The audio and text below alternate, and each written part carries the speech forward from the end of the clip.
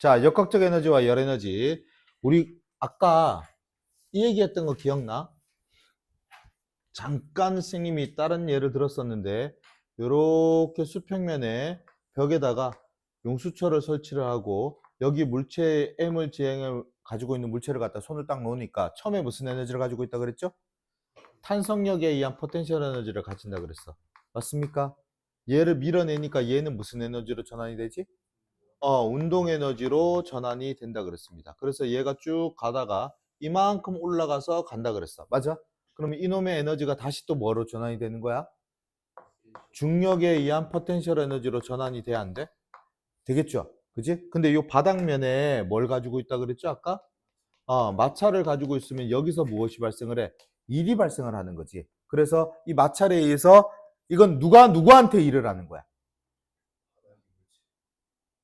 그렇지. 아니지. 마찰에 의해서 바닥이 물체한테 일을 하게 되면은 물체가 가지고 있는 에너지 값이 어떻게 될까? 그렇지. 증가하죠. 그지? 여기서는 물체가 마찰에 의해서 일을 해버리는 거지. 그래서 에너지가, 역학적 에너지가 여기서 감소한다, 증가한다? 역학적 에너지가 감소하는 거지. 이해되죠? 오케이? 그때 요 역학적 에너지 감소량이 열 에너지로 감소한다, 이렇게 얘기를 하는 거야. 알겠죠? 그럼 결과적으로 봤을 때 얘가 없다면은, 마찰이 없다면은 탄성력에 의한 포텐셜 에너지는 운동 에너지로 전환이 될 것이고 이 두 값은 서로 어떻다? 같을 것이며, 그 다음 위로 올라가더라도 중력에 의한 포텐셜 에너지와 그 다음에 또 다른 운동 에너지를 더한 값은 세 개가 전부 다 어때야 돼? 같아야 되는데 마찰에 의해서 열이 발생을 하잖아. 열이 발생을 하니까 이 에너지 값이 증가한다, 감소한다? 감소하게 될 것이고, 다시 생각한다면은 열 에너지를 더해주면은 처음에 가지고 있던 에너지하고 서로 어떻다? 그렇지. 이걸 갖다가 에너지 보존 법칙이라고 하는 거죠.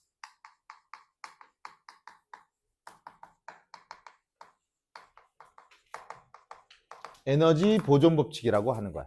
이 에너지 보존 법칙은 연력학 법칙으로 들어가야 돼. 연력학 법칙으로 들어가야 되는데 지금 우리 책에 보시면은 연력학 법칙이 설명이 아예 안 돼 있어요. 안 돼 있고 간단하게만 이렇게 에너지 보존 법칙에 관련되어 있는 얘기들만 쭉 나와 있는 거니까 일단은 그 위주로 일단 들어갈게. 알겠죠? 뒤에 문제는 어떻게 나올지 모르겠지만 뒤로 넘어가셔서 열의 형태로 전달되고 있는 에너지의 현상은 전도, 대류, 복사 세 가지가 있다. 이거는 너희 몇 학년 때 배웠지? 중학교 1학년 때 나왔어. 맞죠? 1학년 때. 전도, 대류, 복사. 아닌데 2학년 때 나왔구나. 2학년 때 열과 우리 생활할 때. 맞죠?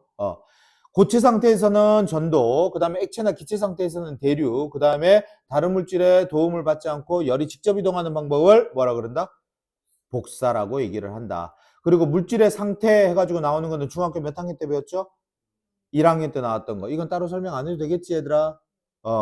자, 에너지 효율 가겠습니다. 에너지 효율. 자, 열 에너지를 역학적 에너지로 전환하는 장치를 엔진이라고 하고 스털링 엔진을 통해 가지고 역학적 에너지로 전환이 가능하다라고 돼 있어요. 그래서 열을 이용을 해서 일을 할 수 있는 기관을 무슨 기관? 열기관이라고 얘기를 합니다. 열을 가지고 뭐를 할 수 있는 기관이라고? 일을 할 수 있는 기관. 그래서 옆에 그림 봐줄게. 자, 에너지 보존 법칙은 손실된 에너지까지 다 합쳐주면 에너지의 총량은 변화 있다 없다? 없다라고 하는 것이 에너지 보존 법칙이라고 하는 것이고, 여기 열을 가지고 일을 할 수 있는 기관이 있어. 이 기관을 무슨 기관이라고 한다고? 열기관이라고 얘기를 해요. 여기 고온에 열을 가해줍니다. 요 열을 갖다 Q1이라고 할게. 그 다음에 요 열기관에서 뭘 하게 되지? 일을 하게 되죠. W라고 할게요. 그 다음에 빠져나가는 열들이 있어 없어? 있겠죠. 요 놈을 갖다 Q2라고 할게. 그러면은 들어간 열 Q1은 얘랑 둘이를 더한 값하고 서로 어때? 같죠. 이걸 무슨 법칙이라고 한다? 그렇지. 에너지 보존 법칙, 연력학 제1법칙이라고 하는 거야. 에너지 보존 법칙은 연력학 제1법칙이라고 불러준다. 연력학 제1법칙이라고 불러줍니다. 자, 근데 자, 숫자를 집어넣어 볼게. 얘를 갖다 100이라고 하는 양을 집어넣어 줬어, 얘들아. 100이라고 하는 양을 집어넣어 줬는데 여기에 이놈이 빠져나가는 게 80이네. 그러면 일은 얼마만큼만 했다는 얘기야? 20만 했다는 얘기야. 그러면 얘는 몇 퍼센트만 일을 할 수 있는 능력을 가지고 있다?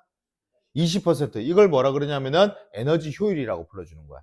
에너지 효율은 E라고 하는 놈으로 나타냈는데, 자, 누구분의 들어간 총량 Q1분의 한 일의 양 W로 나타내 줄 수가 있고, 이 값은 Q1분의 Q1-Q2라고 하는 값으로도 나타낼 수 있어, 없어? 있겠죠? 그럼 이 값은 Q1분의 Q1-Q1분의 Q2지. 1 Q1분의 Q2라고 하는 식으로 나타낼 수 있겠네. 그럼 에너지 효율의 범위는 어떻게 될까? 에너지 효율의 범위는 0보다 커야 돼, 작아야 돼, 같아야 돼? 같거나 커야 되겠지? 아니야, 커야 돼, 무조건. 1보다 커야 돼, 같아야 돼, 작아야 돼, 크거나 같아야 돼? 작거나 무조건 작아야 돼. 같다라는 식이 안 들어가. 왜 안 들어가느냐? 자, 봐봐. 첫 번째, 만약에 에너지 효율이 0이 되기 위해서는 어떤 일이 벌어져야 될까? 얘가 0이 되기 위해서는 에너지 효율 E가 얼마가 돼야 되니? 1 Q1분의 Q2가 돼야 되는데 이 값이 얼마가 돼야 돼? 1이 돼야 돼. 이 값이 1이 되기 위해서는 Q1과 Q2의 값이 서로 어떻게 해야 돼? 같아야 되겠네. 그러면 이때 1의 양이 얼마가 되니? 0이야. 1이 0인 기관을 만들 필요가 있어? 없죠. 0이 될 수 있다, 없다? 없다. 두 번째, 만약에 E가 1이야. 1이라고 한다 그러면은 얘가 1이 되기 위해서는 1 Q1분의 Q2라고 하는 식으로 나타낼 수 있는데 이 값이 얼마가 돼야 되니? 1이 돼야 돼. 맞죠? 1이 되기 위해서는 Q1과 Q2가 서로 어떻게 해줘야 돼? 0이 돼야 되네. 그러면은 Q2의 값이 얼마가 돼야 돼? Q2의 값이 0이 돼야 되겠네. Q1이 0이 되면 무한대로 가버리지. 분모값이 0이 될 수 있어, 없어? 없잖아. Q2가 0이 돼야 되겠죠. 분자값이. 맞지? 그러면 1이 얼마란 얘기야? 다 1로 갔다는 얘기네. Q1이. 맞죠? 그러면 이건 굉장히 이상적인 기간이죠. 에너지 손실이 없는 거잖아. 이게 가능할까, 불가능할까? 왜 불가능할까? 열의 이동이 있어야 돼. 아까 앞에 나왔던 전도, 대류, 복사 있잖아요. 그 열의 이동은 항상 어디에서 어디로 가니? 열은 고온에서 저온으로 무조건 이동을 해줘야 돼. 이게 연력학 제2법칙이야. 연력학 제2법칙이야. 그러니까 이렇게 되는 거는 연력학 제2법칙이 위배가 되는 거지. 이렇게 되면 얼마나 좋겠어. 이렇게 되면 가해준 열이 전부 다 100% 일을 하게 되면 얼마나 좋겠어. 맞죠? 에너지 손실도 없고. 휘발유 집어넣게 됐는데 휘발유를 가지고 100% 전부 다 일을 할 수 있다. 굉장히 좋은 기간인데 가능하다, 불가능하다? 불가능하다. 됐습니까? 자, 열기관의 에너지 효율을 높이는 중요성. 열기관에 필요한 열 에너지는 주로 화석연료를 연소하기 때문에 화석연료의 고갈 문제, 환경오염 문제 등이 있다. 에너지 효율을 높여갖고 연력학 에너지를 얻기 위해서 사용하고 있는 화석연료의 양을 줄여야 한다. 화석연료 뭐 있어, 얘들아? 석탄, 석유, 천연가스 이런 놈들인데 석탄이 에너지 효율이 가장 낮죠. 그지? 석탄이 에너지 효율이 가장 낮고 그 다음에 석유 같은 경우에 지금 현재 우리 주위에서 많이 쓰잖아. 휘발유, 디젤이 뭐지? 경유지, 경유, 그 다음에 또 중유, 등유 이런 데 많이 써요. 중유는 어디 있습니까? 중유. 배, 선박에 이용이 되고 등유는요? 보일러 같은 데도 이용이 돼요. 요즘 보일러 등유 안 써요. 기름 보일러 쓰는 데 잘 없어요. 왜? 시골 가면 있고 비행기 이런 데 쓰는 거지. 그래서 기름을 빼고는 우리가 얘기를 할 수 있어, 없어? 없어요. 기름을 빼고는 얘기를 할 수 없는데 기름도 에너지 효율이 그닥 높지는 않은 편이죠. 그닥 높지는 않은 편이고 그나마 에너지 효율이 좀 높다 그러면 기체 연료들이 좀 높기는 한데 기체 연료는 조금 위험한 것이 폭발성의 위험을 가지고 있잖아. 맞죠? 자, 밑에 연구기관 들어갑니다. 연구기관. 계속 도는 수차라든가, 그 다음에 추의 왕복 운동을 동력 짚는 기계라든가 이런 것들이 있는데, 자, 계속 도는 수차의 모순점 별표 쳐주시기 바랍니다.